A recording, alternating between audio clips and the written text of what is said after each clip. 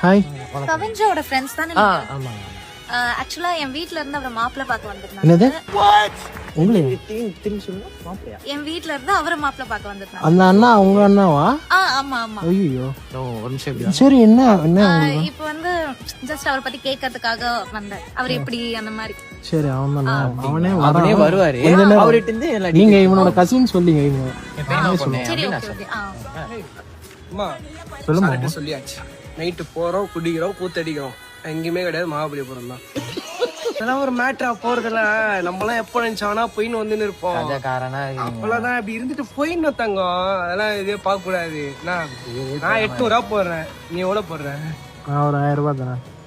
நீ அதானே ஓசி குடினா ஒன்னா நம்பர் குடி. யாரு இது?